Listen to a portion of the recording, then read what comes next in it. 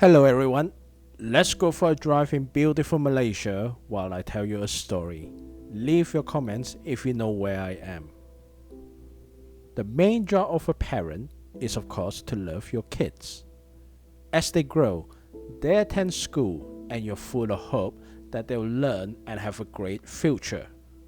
What do they do in school? They attend to the lessons, play and eat with friends, and with the odd chance of kicking a ball and break a window. If only life can be so simple. Bullying. You might think, meh, kids will be kids, they can resolve it themselves. I personally been bullied during my primary school years, and believe me, kids can be cruel. Thankfully, during my secondary school, my mates were standing up for me. Well, unfortunately, this is not the case for Zulfarhan Osman, where no one bothered to do anything until it was way too late. It is one of the most brutal bullying cases that happened in Malaysia. Today, we're going to talk about the Zulfarhan Osman bullying case. One can't even imagine how a mother could accept the death of a son. But how Osman did. What she could not accept is the brutality of the way her son was killed by the bullies. I mean, who could? Zulfarhan Osman Zulkarnain was murdered by 6 of his fellow cadet mates at the University Pertahanan Nasional Malaysia in 2017. His body was covered in 90% burns. Howard said that every night she would cry herself to sleep and hope that those bullies also feel the pain that her late son had went through. I must admit, as a Malaysian myself, I had never heard of this case before until I was researching about bullying cases in Malaysia. Shame on me. From the family and the public's perspective, the bullies got off with a light sentence despite subjecting Zulfarhan to so much pain. Zulfarhan Osman Zulkarnain has always wanted to become a Navy officer. Loved by his family and friends, he was a clever kid. Hava vividly remembered sending her kid to UMPN. Zulfarhan, as a filial son, told her mother that she can just look at his stuff if she ever miss him. This demonstrates that he has a close bond with his mother and he really loved his family. Zulfarhan, is he a smart kid? Well, excelled in his studies and got a place in the uni that acts as a stepping stone to fulfill his dreams of becoming a Navy officer. He took electrical engineering course, and being a university program, it means he has to live on the campus. With a soup of emotions swirling inside Hawa, she said goodbye with the high hope that he will achieve success and be a great man.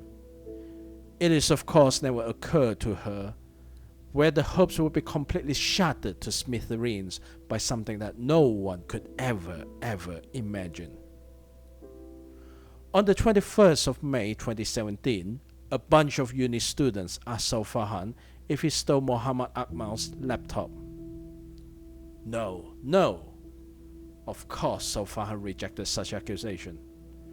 It doesn't matter though, because those students already made up their mind that he is the thief, and right away pushed and punched Zulfarhan before grabbing him into the dorm room, where he endured a 3 hours torture between 2:30 to 5:30 in the morning. They beat him with plastic pipes, hoses, and hangers. Worse yet, they pressed hot steam iron on his skin. Such pain is unimaginable.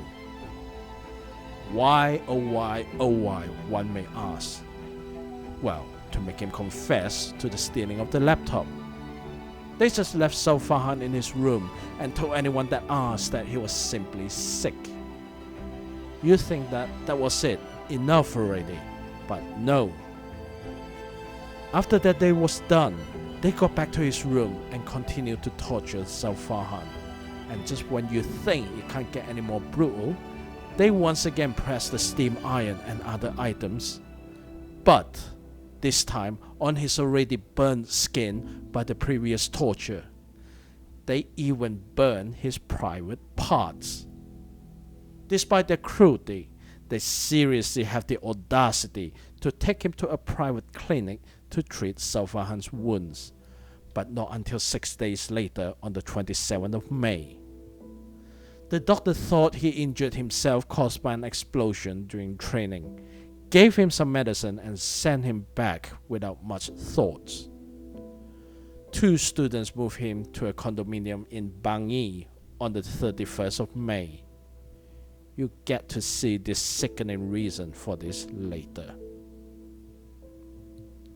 Zulfarhan finally succumbed to his injuries. On the 1st of June, Muhammad Nazreen, a fellow student, was checking out on Zulfarhan under the request of Muhammad Azamuddin. Zulfarhan was found not moving.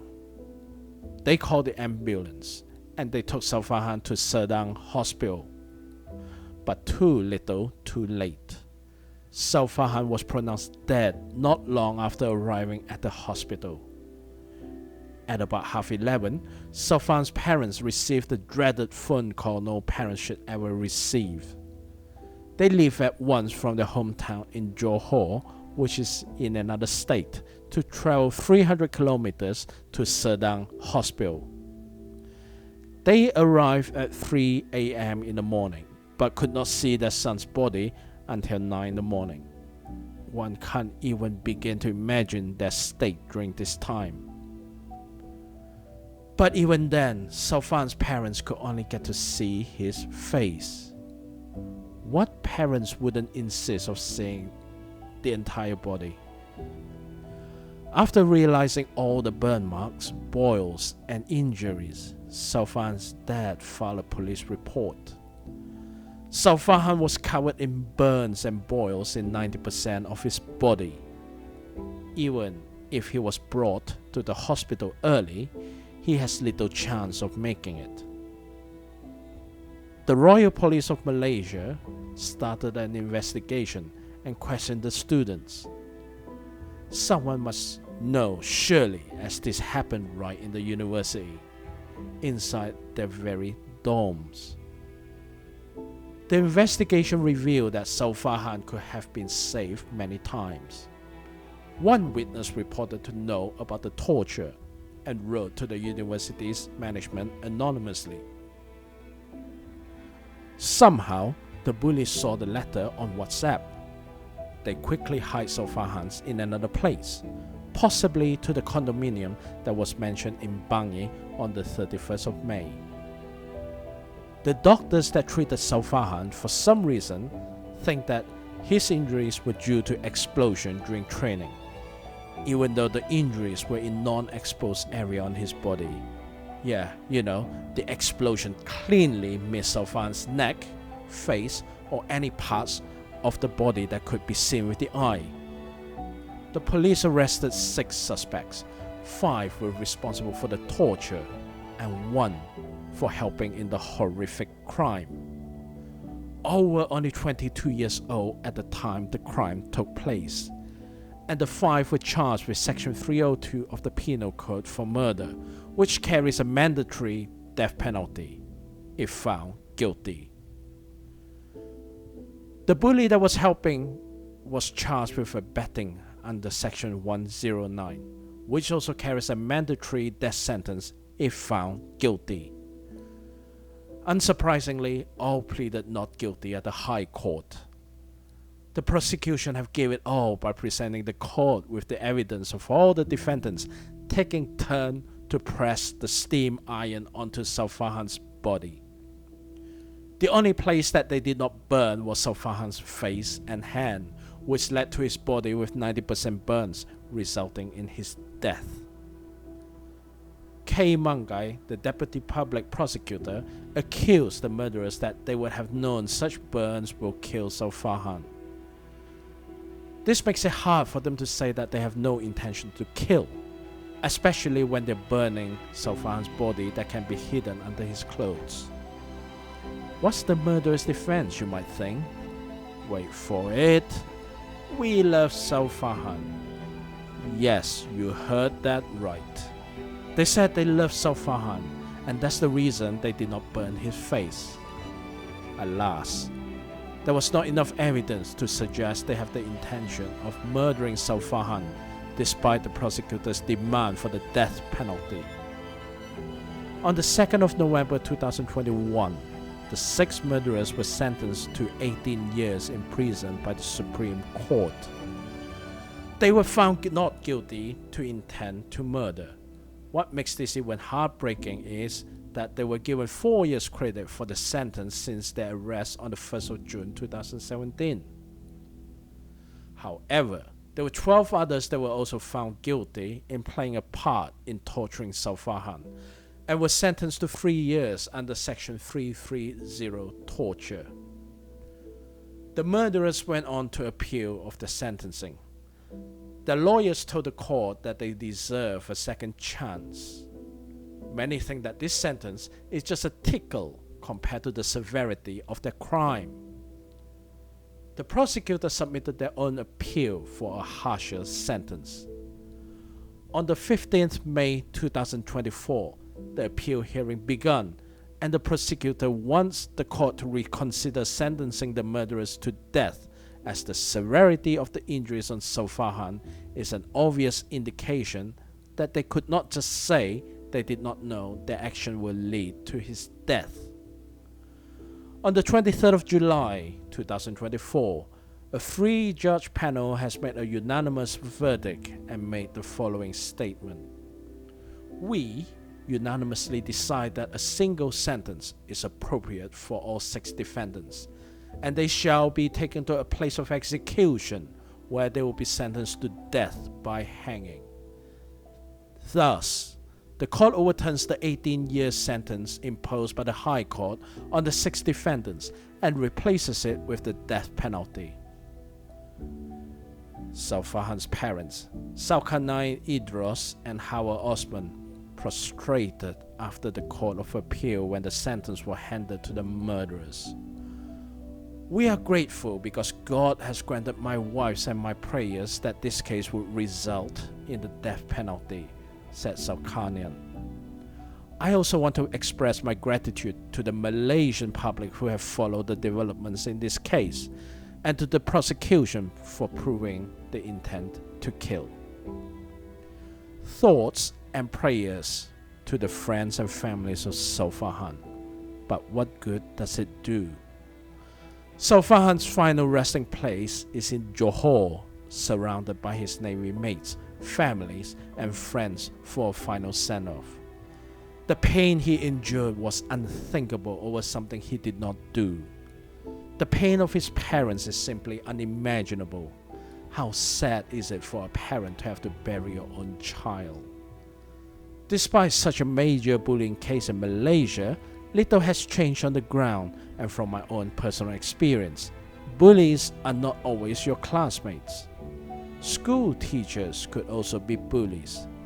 This year, 2024, the very same year Zulfarhan's case went viral, a Year 5 kid made to stand under the hot sun for 3 hours by his teacher in Malaysia. He suffered a heat stroke and resulted in a permanent nerve condition. The medical professionals declared him disabled. His mother Morganaha said his son no longer behaves normally and often hides and talks to himself. The hospital told Morganaha that her son could no longer able to attend normal school, and she has to send her son to special needs school. What can we learn from such cases? We must always be aware of the people we interact with. We must be the nosy Parker. If only the university upper management took the letter a little bit more seriously. But then again, it is easier said than done. Whether the unit did act on the anonymous letter, the murderers moved Zulfarhan to another place. What can they do? For Morgana Hassan, if only his fellow classmates could do something. But then again, they are primary school kids. and they're probably scared of the so-called teacher. But were there not other adult teachers in the school? It may also be a norm in the school to punish their students in this manner. I, for one, was subjected to stand under the sun during my primary school by my teachers. Bullying can be serious. As parents, we must always tell our kids that they are in no way in trouble by telling us if they were being bullied by their fellow classmates or teachers. And as parents, we must escalate the matter if our kids are being bullied.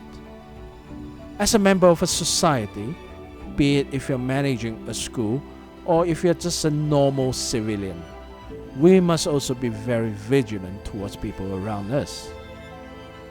For now, we could only hope that the dead could rest in peace and the families of the bullying victim could get closure.